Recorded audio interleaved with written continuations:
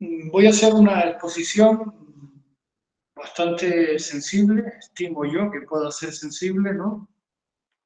Y lo primero que quiero decir es que el turismo es un asunto trascendental, ¿no? Trascendental. Y está generando en muchos sitios del mundo y en Canarias un malestar muy importante, ¿no?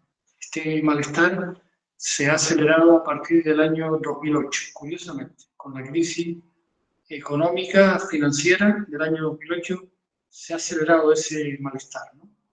Fundamentalmente en los espacios urbanos.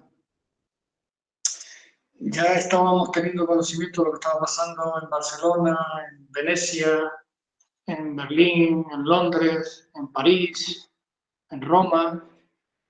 Ese malestar se ha acelerado y ahora se han incorporado nuevos espacios donde ese malestar tiene incluso inquietudes políticas, inquietudes sociales y ciertas protestas ciudadanas, ¿no?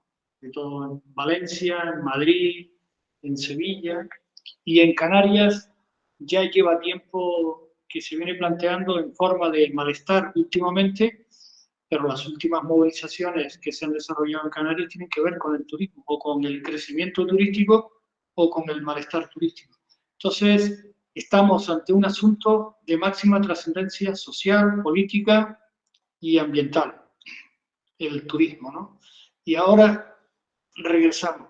Nos hacemos la primera pregunta, ¿qué es el turismo? Según la academia, según el mantra del empresariado y de los medios de comunicación y de la política, el turismo es generación, es una actividad que genera empleo y riqueza, ¿no? Dice, eso es lo que nos han dicho, ¿no? Entonces la pregunta es, ¿vivimos del turismo o el turismo vive de nosotros? Eso es una pregunta que hay que poner sobre la mesa, ¿no? ¿Vivimos del turismo o el turismo vive de nosotros? Sí, a todos los que ahora están participando, bueno, y disculpen que no les he dado las gracias por asistir y por poder participar luego, ¿no? Si nosotros nos preguntamos si vivimos del turismo o el turismo vive de nosotros, ¿qué diríamos? O si nos preguntan qué es el turismo es una actividad de bares, hoteles y restaurantes y ciudadanos y ciudadanas en la playa moviéndose. Y otra cuestión importante que está sobre la mesa es, ¿qué es un turista? Eso sí yo les contesto, un turista es un ciudadano en movimiento y es un ciudadano o una ciudadana hiperconsumidora. Entonces quiere decir esto que estamos ante una actividad muy especial. Pero no es verdad eso que se dice, ¿no? Lo de que vivimos del turismo. Mi tesis es que el turismo vive de nosotros. Y no es verdad que el turismo genera empleo y riqueza. Aquellas sociedades más hiperturistizadas son las sociedades más empobrecidas que hay.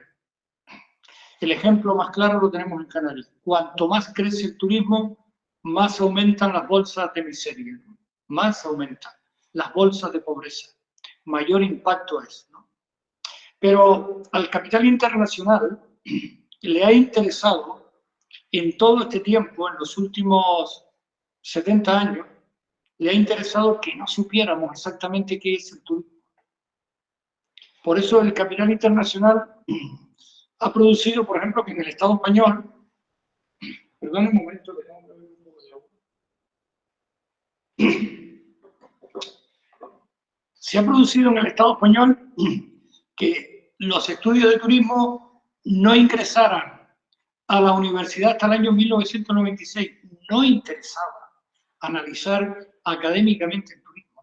Hasta el año 1996. Un país extremadamente turistizado. Canarias, una potencia turística mundial. Es increíble, pero eso es así. Y luego, cuando ha entrado, en el caso de Canarias, tenemos 3 cátedras vinculadas al turismo, pero no dejan de ser sino instrumentos de propaganda de nuevos segmentos de turismo. ¿Ustedes creen que puede haber en la Universidad de La Laguna 2 cátedras? Una cátedra que se llama Turismo y Azotel, con la patronal turística más agresiva que pueda haber, vinculada al turismo. O otra cátedra que se acaban de inventar hace poco tiempo, vinculada al turismo y al alquiler vacacional, para ser es un instrumento de propaganda del alquiler vacacional. Es increíble. Pero, o la cátedra de la Universidad de Las Palmas, de Turismo y Desarrollo Sostenible, vinculada fundamentalmente a generar investigación o conferencias, pero sobre todo en esa perspectiva del llamado turismo y desarrollo sostenible, ¿no? Que todo eso no deja de ser un instrumento de propaganda en los últimos 30 años desde la conferencia de Río. Pero vamos a bajar a la concreción. ¿Qué es el turismo? El turismo es, en primer lugar, que es lo que oculta, es una potente maquinaria de movilización de gente por el mundo. Es un problema demográfico de primer nivel, ¿no? El turismo son 1.500 millones de personas. Nunca en la historia de la humanidad se había producido una situación de ese tipo. 1.500 millones de personas se mueven por el mundo por asuntos turísticos. A Canarias, al Estado español, vienen 80 y pico millones de turistas. Es el top de países receptores del turismo, junto con China, Francia y Estados Unidos. China está en torno a los 100 millones de turistas que recibe, pero también es una potencia turística emisora.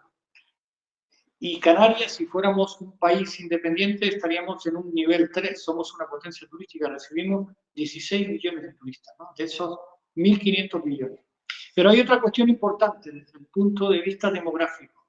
Aquellos lugares del mundo que se especializan en el turismo también se convierten en polos de atracción de ciudadanos del mundo. Canarias en los últimos 30 años ha cambiado totalmente la estructura demográfica de la realidad de las islas. De tal manera que en estos momentos tenemos nosotros en Canarias 4 Canarias, en una, pero 4 Canarias distintas. Está por un lado la Canarias hiperturistizada, que además es una Canarias hiperétnica, que es la que estaría en el sur de Gran Canaria, de vecindario hasta Mogán, ese pequeño arco de la isla que es redonda.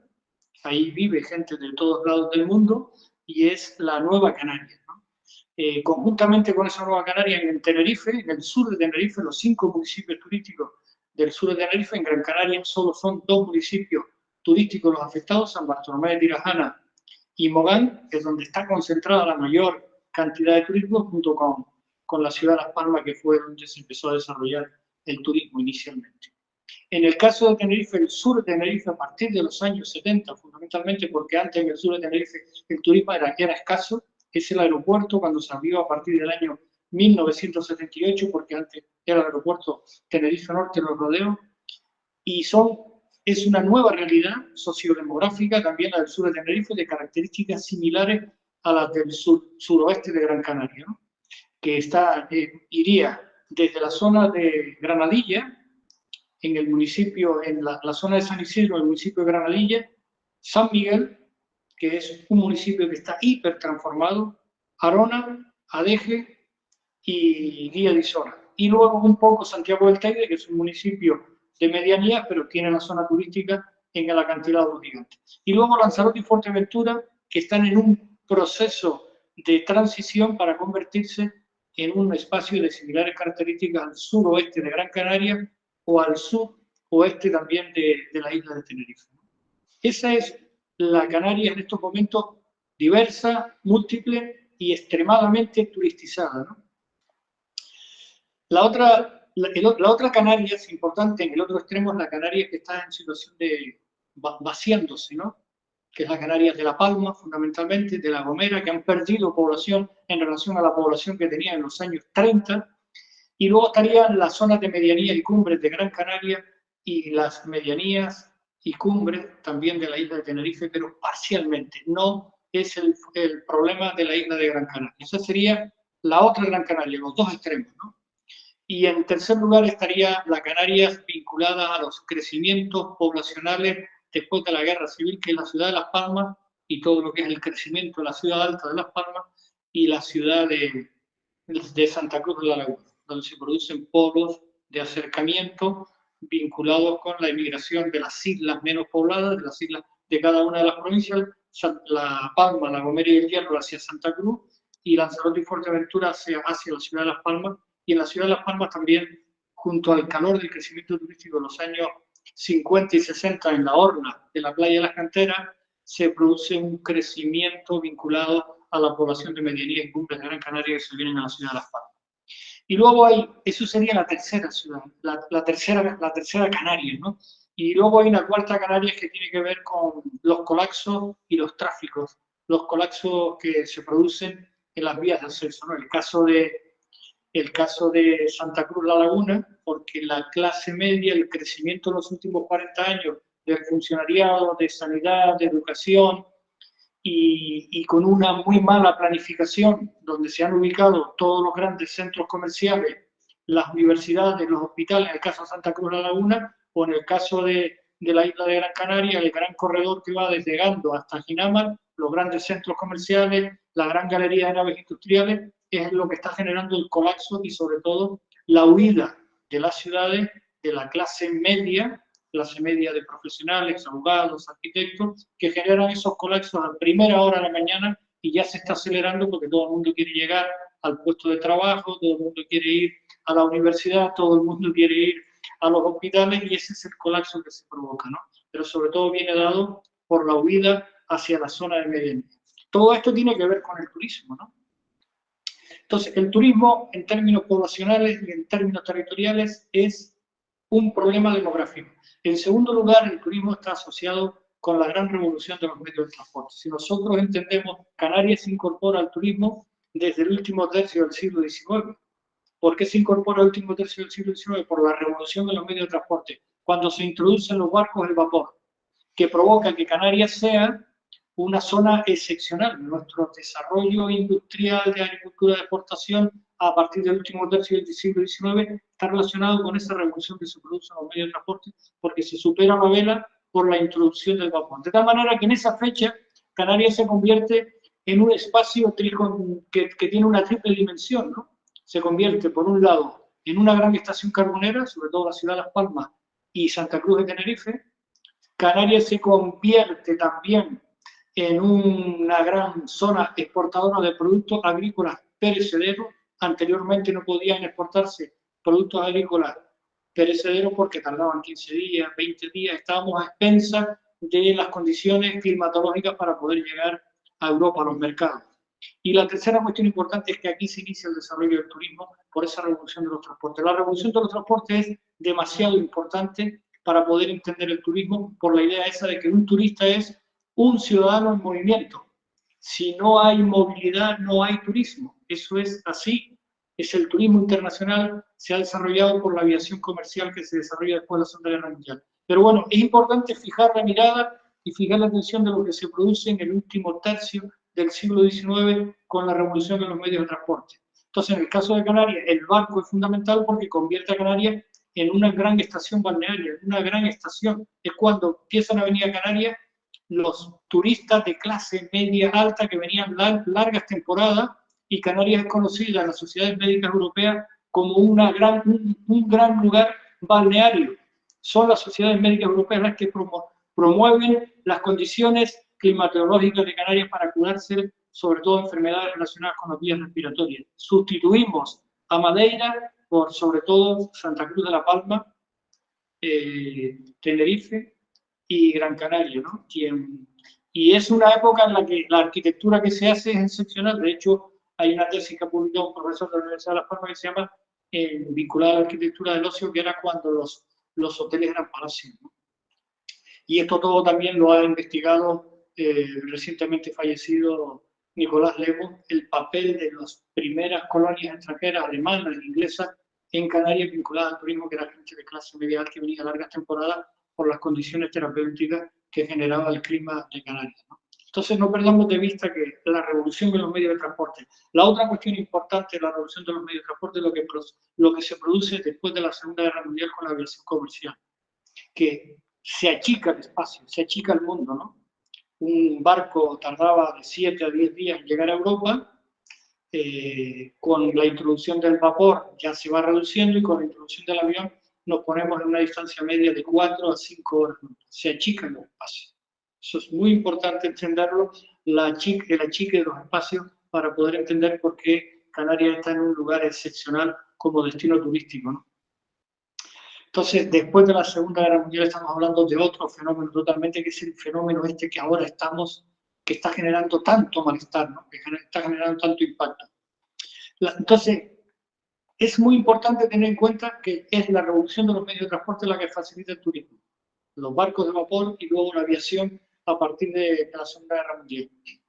Pero hay una cuestión muy significativa que forma parte del debate turístico en los lugares de destino, ¿no? Y es que el turismo es también puertos, aeropuertos y carreteras. El gran debate social y político en Canarias, ¿cuál es en los últimos 30 años? Las carreteras, los puertos y los aeropuertos. Y además son los que generan mucha tensión social también muy importante. Entonces, ya es una segunda cuestión importante. El turismo es un problema demográfico, pero es un problema relacionado con el transporte, con la revolución de los medios de transporte y con las infraestructuras, los lugares de destino vinculadas al mundo del transporte.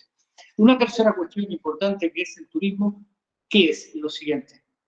Está vinculado a que nunca en la historia humana se había construido tanto como se ha construido vinculado al turismo, ¿no? Que es lo que ha generado tensión social en Canarias desde un primer momento, desde la primera mitad de los años 80. El turismo y la construcción del turismo y los intentos de urbanizar aquellos espacios que considerábamos que no se debían de urbanizar, ¿no? Entonces, nunca en la historia humana se ha construido tanto y nunca en la historia humana se ha hecho tanta porquería desde el punto de vista de la arquitectura y de la urbanización. De tal manera que con las urbanizaciones turísticas tenemos gravísimos problemas. Problemas gravísimos asociados ahora con la crisis climática, ¿no? En la medida en que el régimen de lluvias que va a haber en Canarias va a ser un régimen de lluvia torrencial. Piensen ustedes que los barrancos del suroeste de Gran Canaria los han abierto regímenes de lluvia del pasado, ¿no?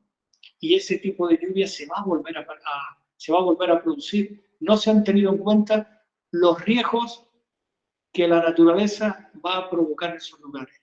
Yo siempre le digo a mis estudiantes que veremos un día a los turistas de Puerto Rico, cuando venga una lluvia torrencial, los vamos a ver en medio del Atlántico con sus cámaras. Eso va a ser así. ¿Cuáles son las noticias después de una gran lluvia que se produce en Canarias? Que se desbordan las alcantarillas porque ha habido una corrupción tremenda desde el punto de vista de ingenieros y arquitectos que han permitido que se mezclen las aguas pluviales con las aguas de alcantarilla. ¿Hay algún destino turístico que no se produzca eso desde que hay un poco de lluvia? Pues son los riesgos de la naturaleza los que no se han tenido en cuenta en toda esa hecatombe de construcciones y de urbanizaciones que se han desarrollado en los últimos 50, 60 años en Canarias. Entonces, el turismo es también una poderosa maquinaria de construcción y una poderosa maquinaria que tiene que ver también con la ordenación del territorio, ¿no? No se han hecho bien las cosas. ¿Qué más es el turismo? Es una poderosa maquinaria de esclavitud o de semi-esclavitud y generadora de bolsas de pobreza, ¿no? Las sociedades turistizadas, todas las sociedades turistizadas, son generadoras de pobreza y de semi-esclavitud. El 50% o más de la población que trabaja, además son bolsas de pobreza, bolsas de esclavitud, de semi-esclavitud, feminizadas, ¿no? Son mujeres y trabajan sobre todo en el sector de la limpieza. Las condiciones de trabajo en las que trabajan las mujeres en el sector de la limpieza son increíblemente de semi-esclavitud. No hay derecho a que se produzca este tipo de cosas. Eso es el turismo también, ¿no? Y luego hay una serie de fenómenos nuevos y muy curiosos relacionados con el turismo. La propaganda y la promoción turística. Entonces imagínense que una actividad económica del tipo que sea, la administración pública te haga la propaganda y te ponga a los clientes, entonces, que alguno de nosotros sea productor de yogur, de queso, y que el ayuntamiento, el cabildo, el gobierno de Madrid, el gobierno de España o el gobierno de Canarias se va por el mundo e invierte cientos de millones en propaganda para ponerte a los clientes en la puerta, ¿no? Entonces es una maquinaria de propaganda increíble, una maquinaria de propaganda increíble para poner los clientes. Eso es un fenómeno también novedoso. No les cuesta nada a los grandes propietarios, a los grandes hoteleros, tener una actividad económica porque va a tener al ayuntamiento, al cabildo, al gobierno de Canarias, al gobierno de Madrid poniendo los clientes en la puerta. Es una cosa muy escandalosa que nadie entiende por qué se produce eso, ¿no? Entonces, una inversión de dinero público para hacer propaganda y promoción de los destinos turísticos. Bueno, lo que conocemos que se produce en las grandes ferias internacionales de turismo, en Madrid, Berlín o Fitur en Madrid o Londres, ¿no? La vuestra de marca, ¿no? Ahora, ¿qué más es el turismo? ¿Qué más es? Es toda esta situación de esclavitud. El turismo es una actividad también que no se pone sobre la mesa, una actividad tremenda desde el punto de vista del metabolismo, ¿no? El metabolismo de las grandes áreas ambientales claves de cualquier sociedad, es para saber si una sociedad va en buena dirección o no, porque el turismo es un gran generador de basura. Piensen que un ciudadano, como decía al principio, un ciudadano, un turista es un hiperconsumidor. Cuando vamos de turismo consumimos. Un turista es también un ciudadano que consume mucha agua. Esa agua, dentro del ciclo integral del agua, hace falta agua. En aquellos lugares donde no hay agua natural hay que producirla, hay que desalarla, eso tiene un coste energético tremendo. Y luego hay que distribuirla, luego hay que consumirla. Pero los turistas, estadísticamente está contemplado que un ciudadano residente consume una media de 100 litros día y un turista consume entre 400 y 600 litros día, depende de la actividad turística, ¿no? Eso es intolerable, eso no se puede soportar, ¿no? Luego, un turista es también un ciudadano en movimiento, necesita carreteras para facilitar la movilidad. El modelo de movilidad de Canarias es un modelo de movilidad privatizada, estamos en manos de las compañías internacionales de coches de alquiler y nadie de los responsables políticos que quieren meter manos, y de una poderosa compañía también canaria, originaria de Lanzarote, que es Sicar Cabrera Medina, ¿no? Que está extendida por todas las islas y tiene lleno todas las islas de coches de alquiler. Entonces, es uno de los elementos que contribuyen al colapso, ¿no? Y luego también el turismo es extremadamente consumidor de energía, porque todos los núcleos turísticos tienen que estar hiperalumbrados, los consumos, luego no se ha hecho una arquitectura que sea bioclimática, es una arquitectura que es altamente consumidora de energía para enfriar o para calentar los edificios, para que exista confort en los establecimientos alojativos. ¿Qué más es el turismo? ¿Qué más hace el turismo? Pues el turismo también es una actividad que genera muchos pasivos sociales. Los últimos pasivos sociales que está provocando están relacionados con que se habla de gentrificación en los espacios urbanos, pero la gentrificación en Canarias hay que verla en perspectiva. No es la primera gentrificación la que se está produciendo en los espacios urbanos, esta es la tercera gentrificación. ¿Qué quiere decir gentrificación? Que se desplaza a la población originaria. Y es importante que entendamos esto bien, ¿no? La primera gentrificación se produce en el modo tradicional que tenían los canarios y canarias de utilizar el borde costero. Estamos en Semana Santa. El primer contacto que tenían los canarios y canarias con el borde costero era en Semana Santa. Pues del borde costero, el modo tradicional, etnográfico, de ocupar el borde costero, se ha producido con el turismo, con la idea esa vasallesca, colonizada, de que el modo tradicional de ocupar el territorio era feo para los turistas, y lo aceptábamos, era feo. Tú no podías ir con una caseta, tú no podías ir con todos tus niños, con toda la familia, a pasar el día, o a quedarte 3 o 4 días, porque eso era feo. Nos han expulsado del borde costero. Ya no hay un sitio donde podamos estar. En el caso particular de Lanzarote, de Fuerteventura, de Gran Canaria y de Tenerife, ¿no? Y luego, hago aquí una parte desde el punto de vista urbanístico. Desde el punto de vista urbanístico, se han cebado con el borde costero de aquellos núcleos tradicionales de población donde hace 10, 12 años la Dirección General de Costas estuvo derribando núcleos costeros, ¿no? El que más impacto generó fue el de Chovito en la isla de Tenerife, ¿no? Es increíble, para los establecimientos alojativos que estaban ocupando zonas iguales del dominio público marítimo terrestre no se tocan. Vamos a ver si con los hoteles de Fuerteventura que están en la zona, el de Corralejo, en la zona de Corralejo, pudieran tomar alguna medida, ¿no? Pero esa es la primera gentrificación que se produce, ¿no? Expulsar el modo tradicional de uso de un espacio común como es el borde costero. Y el segundo, porque es importante entender que el turismo hace tabla rasa con todo lo que toca, ¿no? El segundo, la segunda gran gentrificación se produce en los núcleos tradicionales pesqueros, ¿no? Los de borde costero. Ustedes me podrán decir qué queda de la zona de la Tiñosa en Lanzarote. No queda nada, porque además la urbanización ocupó ese lugar, ¿no? Hicieron tabla rasa ahí.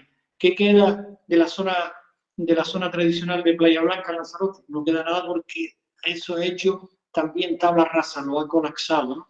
¿Qué queda de la zona tradicional del núcleo pesquero de Corralejo? Nada, porque también lo han colapsado, lo han arrasado, y no solamente eso, sino que intentaron echar a los vecinos y vecinas de allí, ¿no? ¿Qué queda de la zona tradicional de Morrojable en el sur de Fuerteventura? Nada. ¿Qué queda de la zona tradicional de Gran Canaria, de Arguineguín? Nada, o casi nada, está todo turistizado. ¿Qué queda de Mogán? Nada, hicieron la Venecia del Atlántico. ¿Y qué queda de los cristianos? Nada. Esa es la segunda gran gentrificación. Y aquí hago un pequeño paréntesis. Y hay que entender lo que pasó en el año 78 con la ley de pesca para Canarias. ¿Recuerdan ustedes cuando la crisis del Sáhara, que hablaron de que como se habían perdido los caladeros tradicionales en el Sáhara, había que intentar poner en marcha las infraestructuras pesqueras, de infraestructuras portuarias para el desarrollo de los núcleos de borde costero? Eso no era sino una treta, era una mentira, porque lo único que consiguieron fue el desarrollo turístico de esos lugares. Era como la puerta de entrada al turismo en Puerto del Carmen, o en La Tiñosa, Lanzarote, en Playa Blanca, en Corralejo, en Morrojable, en Arguineguín y en Mogán. Eso no era para el desarrollo pesquero de esos núcleos de población. Un modelo turístico que no haga tabla rasa hubiera permitido que se desarrollara esa actividad por diversificación económica y el turismo se desarrollara territorialmente en otro lugar, que no colapsara espacialmente esas actividades tradicionales. Eso no fue así, ¿no? Y luego, la tercera gentrificación, que es la que se está hablando ahora, la que ha generado mayor tensión social, es la gentrificación urbana que se está produciendo en todos los espacios urbanos europeos, y en Canarias la presión que se está ejerciendo en algunos lugares como la ciudad de Las Palmas, o en algunas islas como Lanzarote, Fuerteventura, y eso lleva aparejado el otro gran problema que genera el mundo del turismo, que es el encarecimiento de la vida en alimentación, y el encarecimiento de la vida desde el punto de vista de poder disponer de espacios alojativos, porque aquí se da una cuestión novedosa después del año 2008, y es que ha entrado un nuevo sistema. El capital internacional tiene una manera, a través del turismo de plataformas, que es una manera de obtener beneficios, que es poner en el mercado todos esos edificios o viviendas en los espacios urbanos, ¿no? Esto es un fenómeno que se aceleró a partir del año 2008 con las plataformas de alquiler vacacional. Ahora, con este cuadro así, eso es el turismo. No nos hagamos, no le pongamos, no endulcemos esa realidad, eso es el turismo. Ahora, lo siguiente, ¿cuál es la historia particular del turismo en Canarias? Hay dos grandes etapas: la etapa antes de la Guerra Civil o Segunda Guerra Mundial, y la etapa después de la Segunda Guerra Mundial. Es importante que veamos en detalle cómo se ha ido produciendo la expansión territorial del fenómeno turístico en Canarias, ¿no? Y es importante, dentro de esa expansión territorial, que diferenciemos algunas etapas. Pero es necesario entender cómo ha sido el proceso. No solamente el proceso, sino cómo ha sido el proceso, ¿no? Y luego, ya por último, quería comentarles algunas experiencias interesantes de resistencia ciudadana, ¿no? De resistencia ciudadana a este modelo de desarrollo socioeconómico vinculado al turismo, que se llevan produciendo desde los años 80 en Canarias. Ahora, ¿cuáles son, digamos, algunos hechos significativos de la historia? Ya hablamos de un primer momento que va desde 1880 hasta aproximadamente 1936, porque luego hay un gran periodo, un largo periodo, que no se desarrolla el turismo, porque la Guerra Civil del 36 al 39 y la Segunda Guerra Mundial, que devasta Europa, los mercados de emisión de clientes, de turistas a Canarias, que son de los países europeos, que fueron devastados por la Segunda Guerra Mundial, ¿no? O sea, hasta los años 50 no empieza a recuperarse el turismo. No perdamos de vista esto, de lo que pasó del 36, 45 hasta el 50, estamos hablando de unos 15 años, para volver otra vez a restablecerse la actividad turística, porque es un asunto que tenemos ahora enfrente de nosotros. Luego hablamos de la situación que en estos momentos hay en el mundo, la situación de guerra, la situación de movilidad y la situación de crisis climática y de crisis energética que está asociada también con el mundo del turismo, porque estamos hablando de la energía necesaria para el transporte, tanto para llegar aquí como la energía necesaria para luego moverse aquí, ¿no? Entonces hay un primer periodo que va desde el último tercio del 19 hasta 1936. Es un turismo que desde el punto de vista demográfico, quienes pueden hacer turismo son fundamentalmente gente que tiene capacidad adquisitiva media-alta, son profesiones rentistas, y profesiones liberales. La clase obrera todavía no está en condiciones de hacer turismo, ¿no? Y es un turismo fundamentalmente urbano, y es un turismo que viene a Canarias porque viene por las condiciones climatológicas favorables para su salud, ¿no? Es lo que se llama el segmento de turismo vinculado a la salud.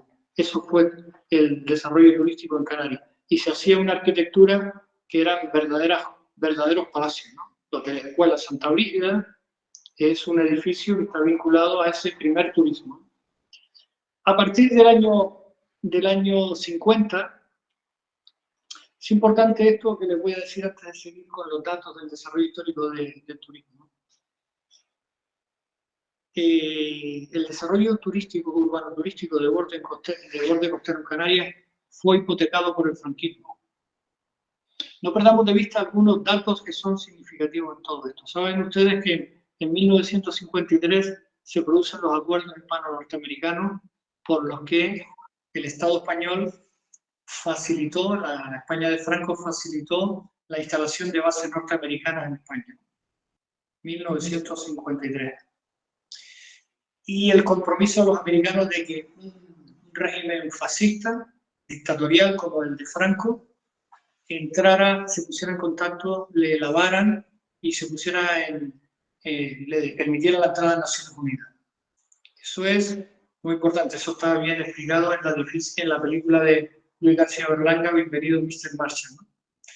Bien, entonces, en el año ya está el capitalismo, capital internacional, ya entiende que en Europa, para hacerle frente a la expansión del llamado mundo socialista, había que hacerle frente ofreciéndole derechos a los trabajadores, que era el derecho a las vacaciones, el derecho a la sanidad y a la educación. Era el llamado estado de bienestar para contrarrestar el crecimiento del campo socialista dirigido por la Unión Soviética, liderado por la Unión Soviética, ¿no?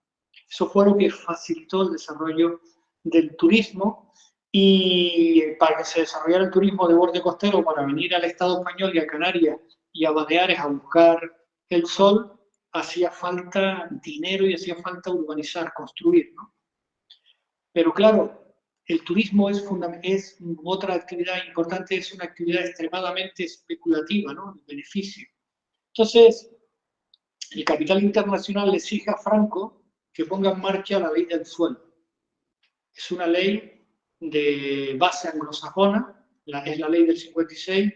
¿Por qué le exigen la ley del suelo? Porque el capital internacional y los caciques locales habían comprado mucho suelo de borde costero y necesitaban tener garantías y expectativas de negocio a través de la aprobación entre los ayuntamientos franquistas y la Comisión Provincial de Urbanismo necesitaban que ese suelo se clasificara como suelo urbanizado turístico.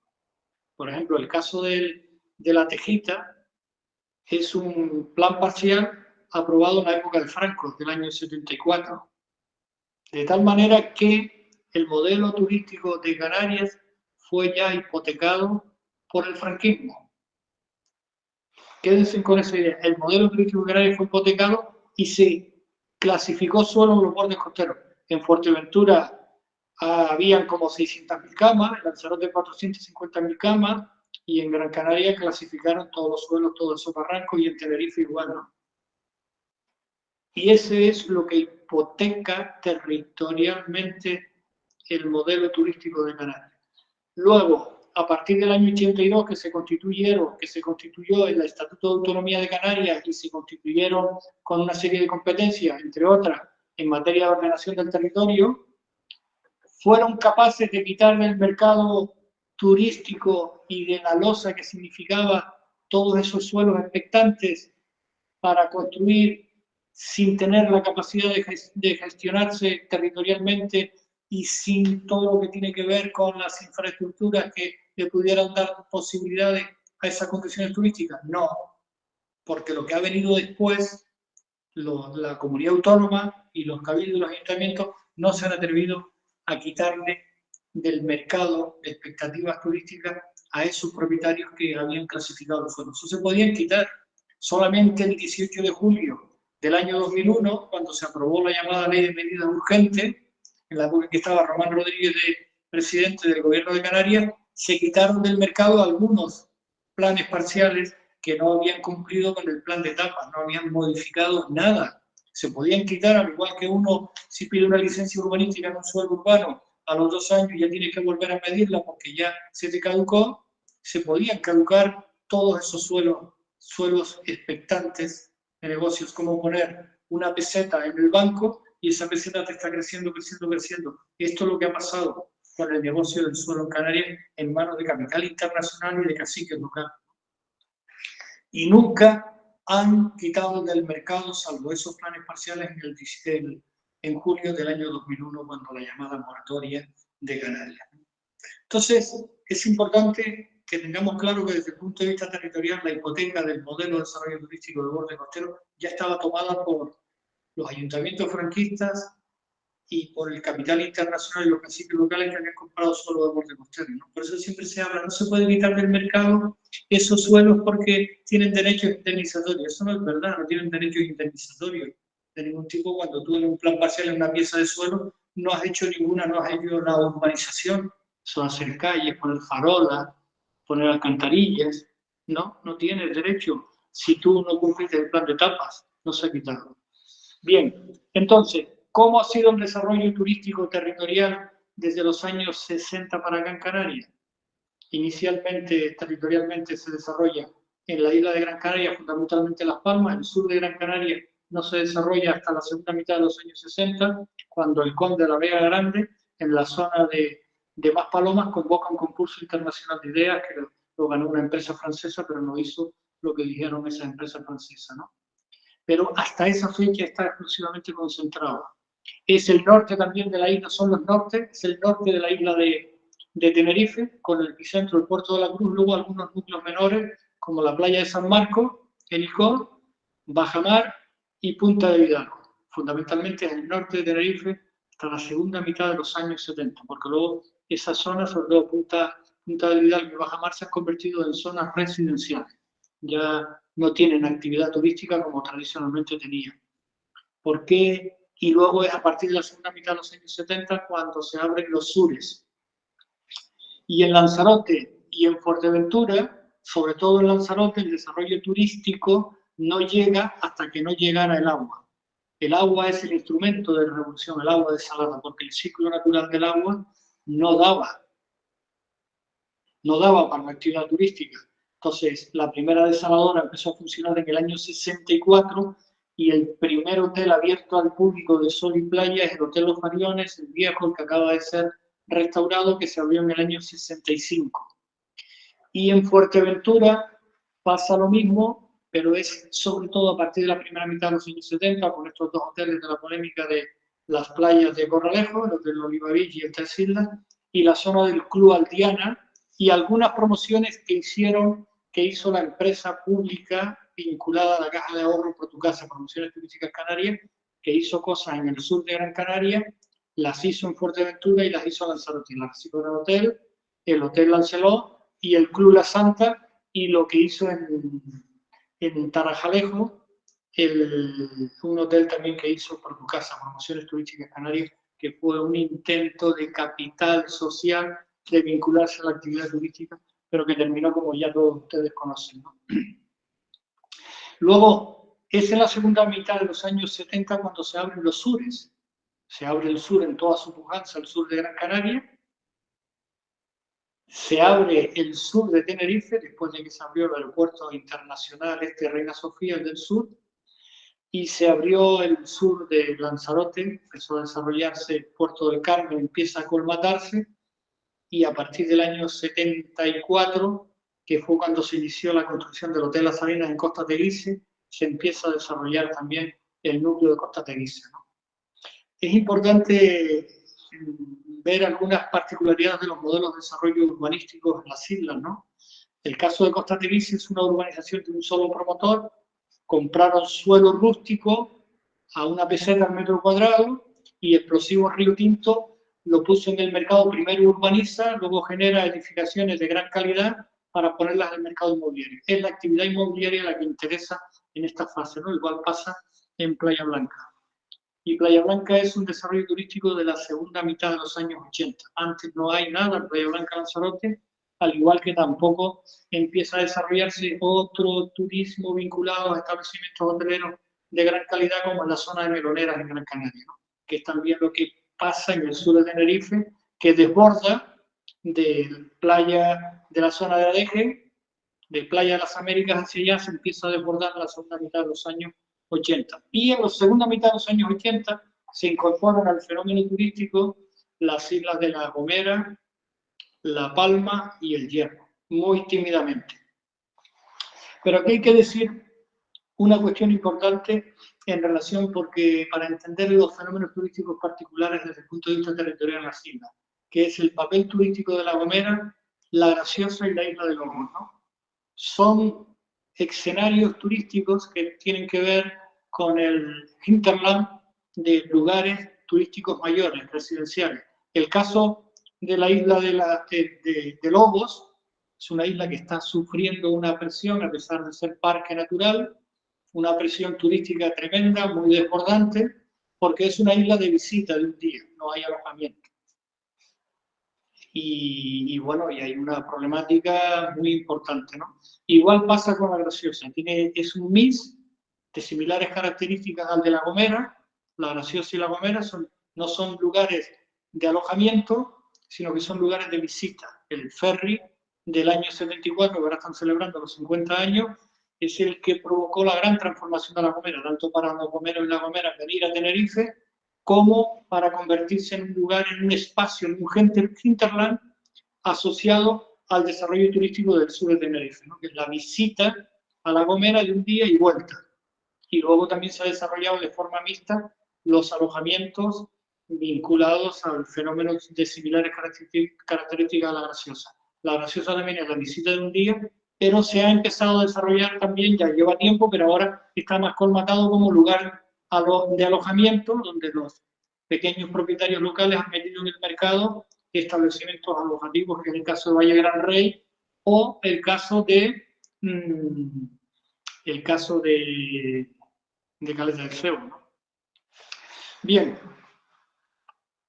les cuento todo esto así, que es un maremagno muy, muy potente, muy poderoso. Y ahora, en Canarias, ¿qué ha significado desde el punto de vista poblacional este modelo turístico? De los sures, fundamentalmente, de borde costero en los sures. Pues ha significado un crecimiento poblacional. Canarias tenía una dinámica demográfica significativa hasta los años 70. Estaba caracterizada por la expulsión de población, porque la actividad socioeconómica de las islas no generaba capacidad para absorber a todos los activos poblacionales. Hasta los años 70 siempre hubo pérdidas poblacionales en relación a que los trabajadores y trabajadoras canarios se iban al exterior, pero a partir de los años 70 esto cambia totalmente, se reduce, hay un doble fenómeno en Canarias, la gente que viene a trabajar a la construcción y a la hostelería, y también crecen todas las actividades vinculadas al aparato del Estado, y entonces viene a Canarias población vinculada al funcionariado del Estado que generan las islas una reacción ciudadana importante, ¿no? Que es la idea esa de los godos que vienen a Canarias y que son los que están ocupando los puestos de la administración pública. Eso cambia a partir de los años 80, parcialmente porque la administración de la comunidad autónoma genera que se incorporen a esa administración fundamentalmente población local, ¿no? Entonces eso atenúa, eso es una de las cuestiones importantes que no se han logrado entender desde el punto de vista de la vida sociopolítica de las islas, ¿no? Eso atenúa bastante la resistencia ciudadana y la explosión de carácter de resistencia a la población, sobre todo al aparato de la administración pública del Estado que venían a Canarias a trabajar y la gente se sentía bastante incómoda y generó esa gran reacción a partir de los años 60-70, ¿no? Bien, ¿qué más genera? Genera bolsas de pobreza importantes, como ya se ha dicho, y ahora está generando bolsas vinculadas a las dificultades de acceder a la vivienda. ¿Ha habido resistencia ciudadana a este modelo turístico en las islas? Sí ha habido, desde los años de la primera mitad de los años 80. Pero la resistencia no era cuestionar el malestar turístico que hay ahora. La resistencia en los años 80 era una resistencia de tipo conservacionista, exclusivamente de tipo conservacionista. Era la defensa de fracciones del territorio, por ejemplo, el Lanzarote, el Malpaís, a la Corona. El Ayuntamiento de Aría quería poner en el mercado una franja de terreno que va desde la zona de Órsola hasta la primera curva, a la zona del Caletón Blanco, fundamentalmente, ¿no? Y ahí se incorporó a esa resistencia ciudadana, se logró sacar del mercado inmobiliario, se logró que el ayuntamiento no le vendiera a un club de alto standing como era el Club Mediterráneo ese suelo para hacer unos proyectos urbanizadores ahí, porque ahí se incorporó en ese instante Manrique, ¿no? Porque Manrique ya estaba interviniendo territorialmente en la isla de Lanzarote, había hecho obra vinculada al mundo del turismo desde la segunda mitad de los años 60. Hay que tener en cuenta que la obra básica de Manrique, la primera obra se inauguró en el año 1966, los Cameos del Agua, y luego en el año 68 se inauguró el Monumento al Campesino en Mosaga, que es un homenaje, una lectura entre la arquitectura, la escultura más vanguardista y un homenaje a la arquitectura doméstica rural en torno a lo que es el Museo Campesino.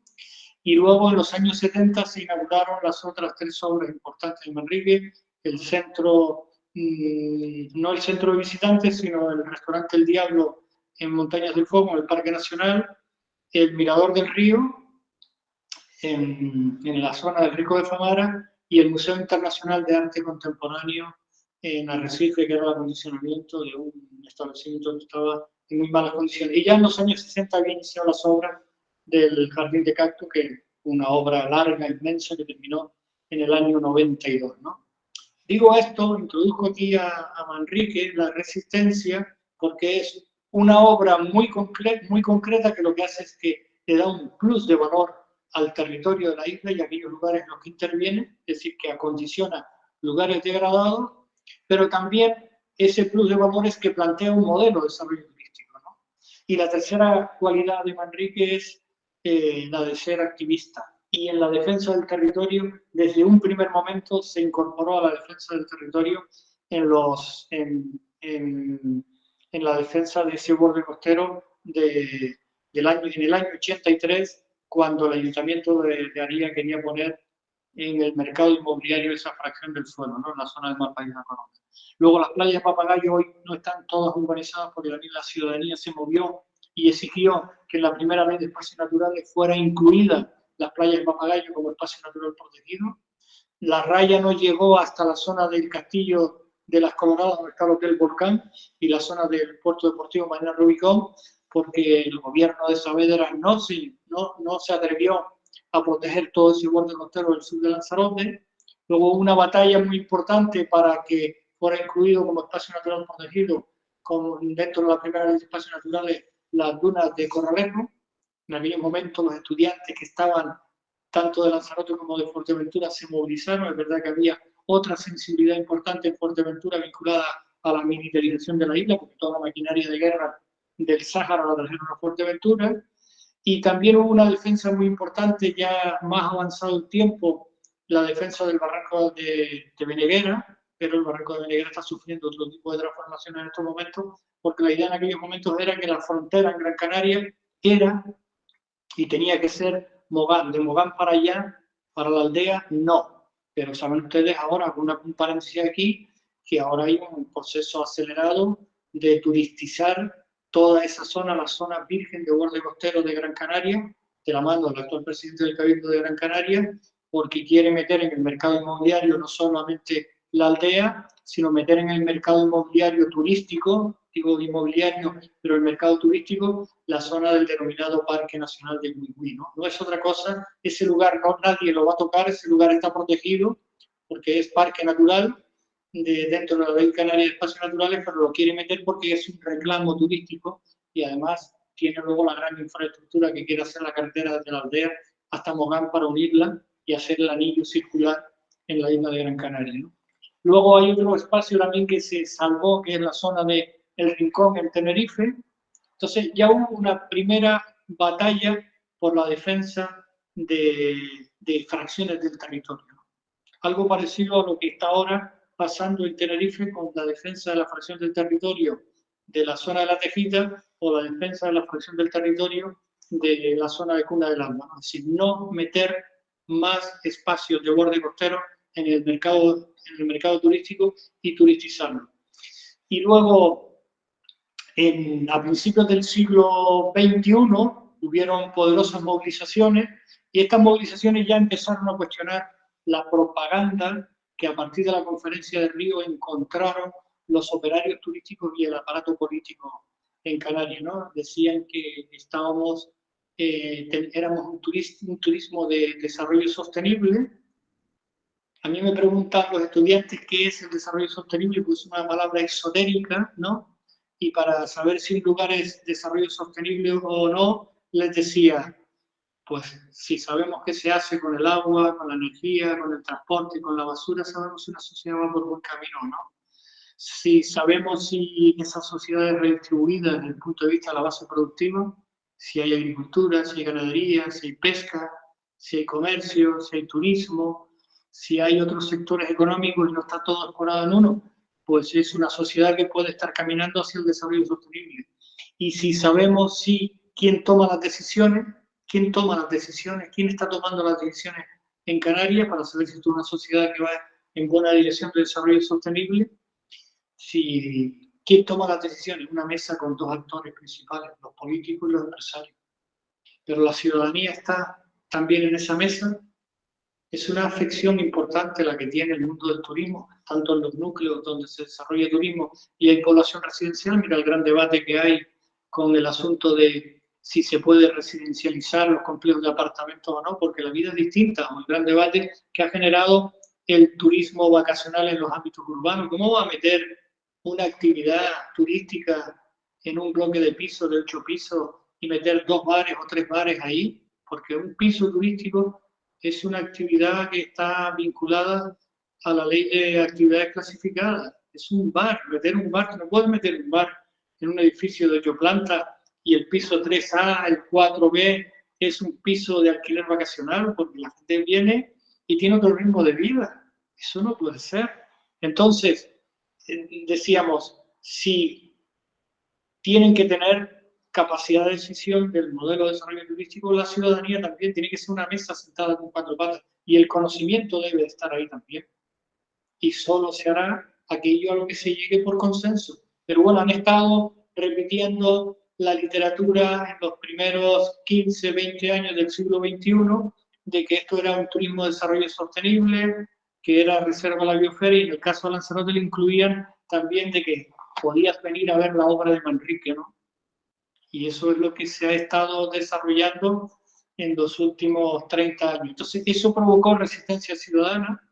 En Lanzarote se analizaron esas cuestiones y se dijo, pero ¿esto qué es? ¿Esto qué es? Esto no es verdad, esto es mentira. Porque decíamos, ¿cuánto ha aumentado desde los años 90 que ustedes están diciendo la producción de basura, los consumos energéticos?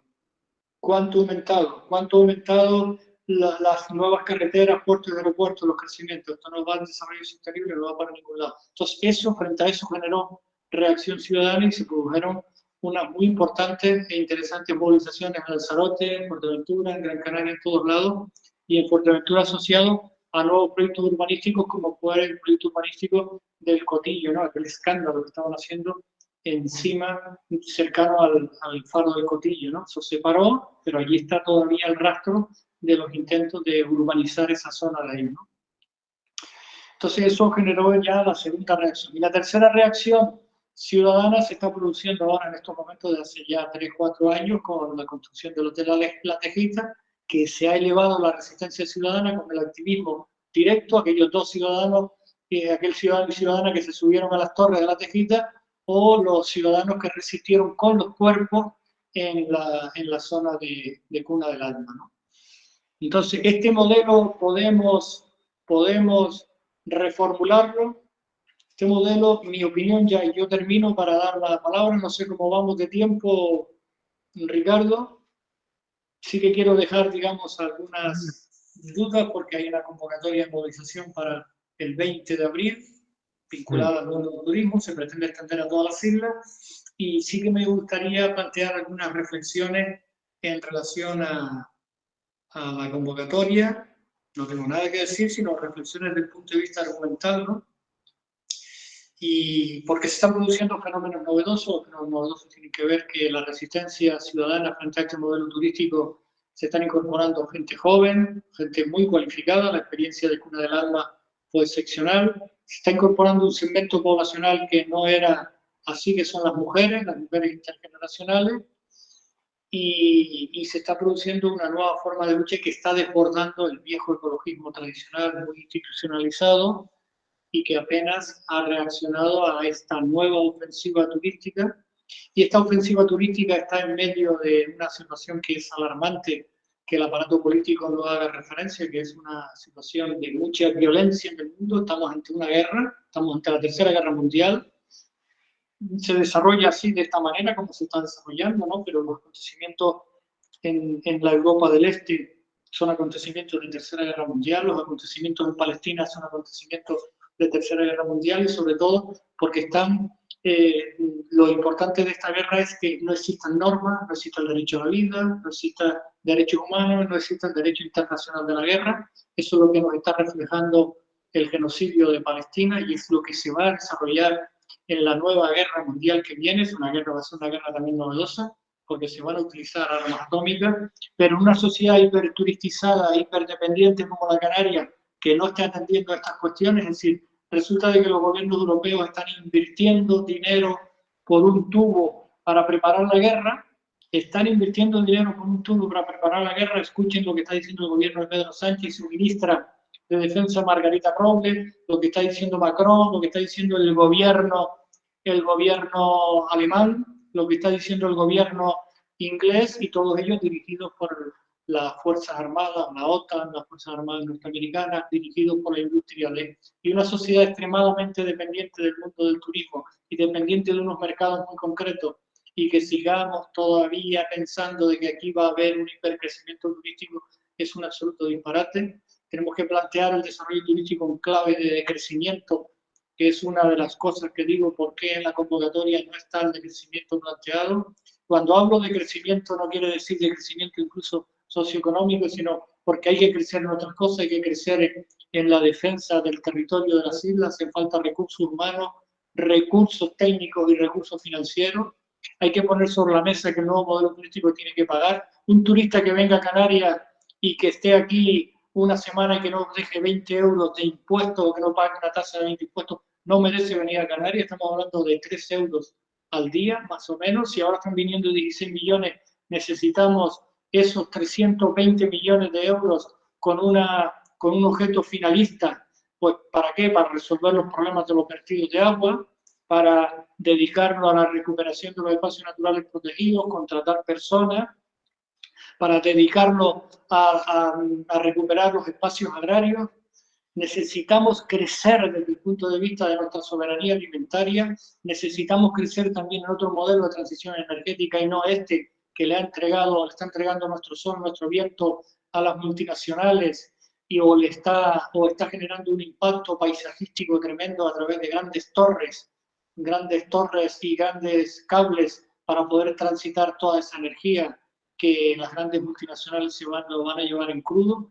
Un modelo centralizado que tiene el barranco de Arguineguín como la primera pieza de destrucción de las islas. Eso no se puede tolerar porque hay académicos y hay otras personas que defendemos que tiene que ser un modelo descentralizado y donde la energía que está fluyendo encima de nosotros esté al servicio del desarrollo socioeconómico de las islas. Hay que crecer en esa dirección. Es decir, dice el profesor Ricardo Guerrero que en Canarias no hay que destruir ni 1 metro cuadrado de suelo, que todo lo que es la superficie antropizada, que son 200 kilómetros cuadrados cubiertos de placas solares fotovoltaicas de manera descentralizada, es lo que nos va a permitir que nuestros recursos naturales, que la naturaleza nos ha agraciado, pueda contribuir al desarrollo socioeconómico, y tiene que ser un modelo donde no se siga privatizando, ¿no? Los desarrollos socioeconómicos están relacionados con los desarrollos de frontera, ¿no? Siempre la frontera es un lugar de disputa. Hoy en Canarias tenemos la frontera un lugar de disputa porque es donde llegan los pobres del planeta, los pobres de África, los pobres que su territorio es saqueado por las multinacionales europeas desde el punto de vista de ir allí a obtener los recursos, y lo único que hacen es huir del hambre, ¿no?